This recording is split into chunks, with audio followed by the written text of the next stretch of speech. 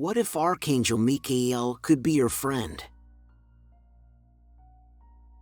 Archangel Michael is a prominent figure in various religious and spiritual traditions around the world, particularly in Christianity, Judaism, and Islam. Here are some truths and beliefs associated with Archangel Michael. The first iteration of the Book of Enoch, Enoch 1, names many angels by name. The first group is those that had intercourse with human females, resulting in many Nephilim, giants, being born. The Watchers identify the second group of archangels: Uriel, Raphael, Raguel, Michael, Serachiel, Gabriel, and Ramiel. Enoch, chapter 40, he is merciful and long-suffering, is set over the best part of mankind, over chaos, and he is one of the holy angels who watch. He is one of 4 angels of the Lord of Spirits, 4 presences, who blesses the Lord of Spirits forever and ever. The other 3 are Raphael, Gabriel, and Phanuel. Michael is their leader. He explains something about a tree and the great judgment to Enoch. Then war broke out in heaven. Michael and his angels battled against the dragon. The dragon and its angels fought back, but they did not prevail, and there was no longer any place for them in heaven. In the Bestowals of Christ Michael, from the Urantia book, name of the planet Earth, it states that the attribute of bestowal is inherent in the paradise sons of the Universal Father. And the Eternal Son continues to bestow himself upon the local universes of space in the persons of his representatives, the Michael and Avalon sons. Avalon carries symbolic significance as a realm of healing or rebirth. It is associated with mystical qualities, offering a transformative space where wounded or mortally injured warriors can find restoration. In this sense, Avalon symbolizes vital power and profound change. Avalon symbolizes vital power and profound change. Additionally, Avalon is connected to ancient wisdom, intuition, and a deep connection with nature. It is seen as a place to tap into one's inner wisdom, receive spiritual guidance, and honor the sacredness of the earth.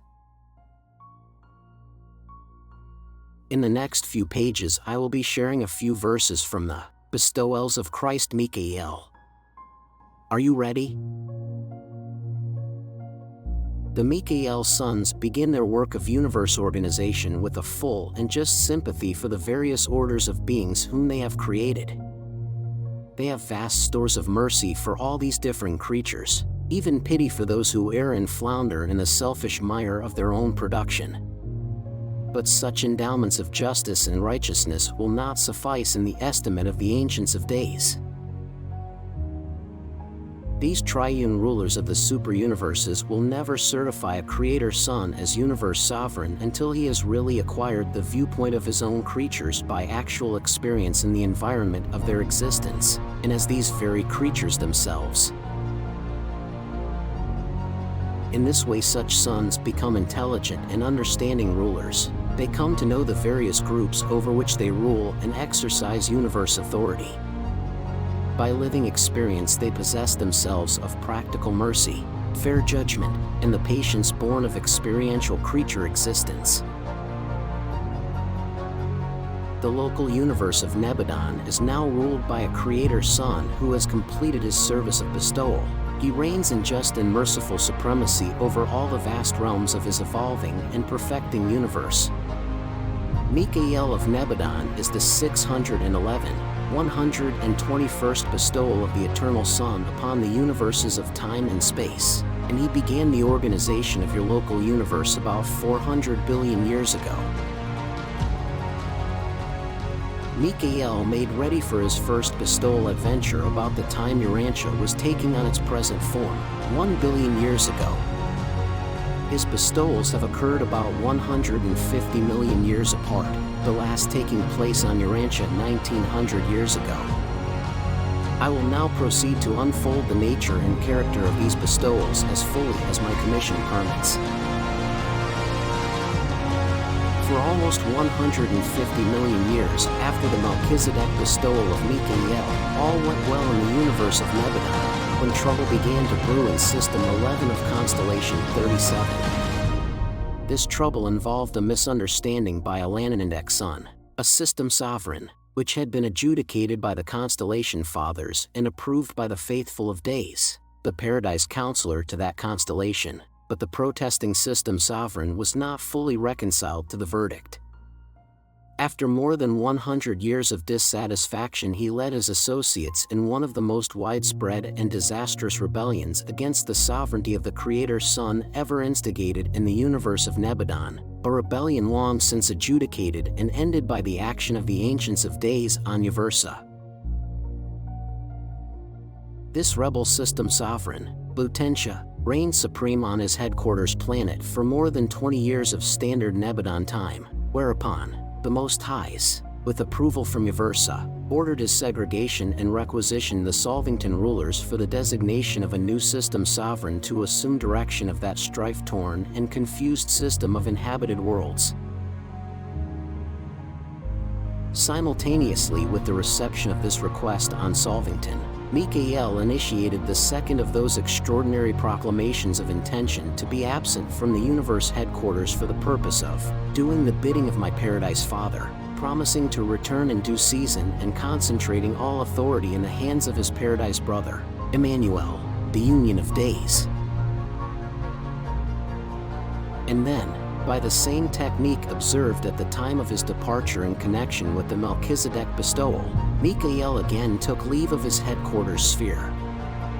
3 days after this unexplained leave-taking, there appeared among the reserve corps of the primary Lananandek sons of Nebadon a new and unknown member. This new son appeared at noon, unannounced and accompanied by a lone Tertiaphim who bore credentials from the Uversa Ancients of Days, certified by Emmanuel of Solvington, directing that this new son be assigned to System 11 of Constellation 37 as the successor of the deposed Lutentia, and with full authority as acting system sovereign pending the appointment of a new sovereign. For more than 17 years of universe time, this strange and unknown temporary ruler administered the affairs and wisely adjudicated the difficulties of this confused and demoralized local system. No system sovereign was ever more ardently loved or more widespreadly honored and respected. In justice and mercy, this new ruler set the turbulent system in order while he painstakingly ministered to all his subjects, even offering his rebellious predecessor the privilege of sharing the system throne of authority, if he would only apologize to Emmanuel for his indiscretions. But Lutentia spurned these overtures of mercy, while knowing that this new and strange system sovereign was none other than Mikael, the very universe ruler whom he had so recently defied. But millions of his misguided and deluded followers accepted the forgiveness of this new ruler, known in that age as the Savior Sovereign of the system of Paulonia. And then came that eventful day on which there arrived the newly appointed system sovereign, designated by the universe authorities as the permanent successor of the deposed Lutentia, and all Paulonia mourned the departure of the most noble and the most benign system ruler that Nebadon had ever known. He was beloved by all the system and adored by his fellows of all groups of the Lananandek sons. His departure was not unceremonious. A great celebration was arranged when he left the system headquarters. Even his erring predecessor sent this message: "Just and righteous are you in all your ways." While I continue in rejection of the paradise rule, I am compelled to confess that you are a just and merciful administrator. And then did this transient ruler of a rebellious system take leave of the planet of his short administrative sojourn, while on the third day thereafter Mikael appeared on Solvington and resumed the direction of the universe of Nebadon. There soon followed the third Uversa proclamation of the advancing jurisdiction of the sovereignty and authority of Mikael. The first proclamation was made at the time of his arrival in Nebadon, The second was issued soon after the completion of the Melchizedek bestowal, and now the third follows upon the termination of the second or Lananandek mission. I have shared from the two bestowals of Christ Michael. I appreciate you watching my videos. Don't forget to like and subscribe. More bestowals coming.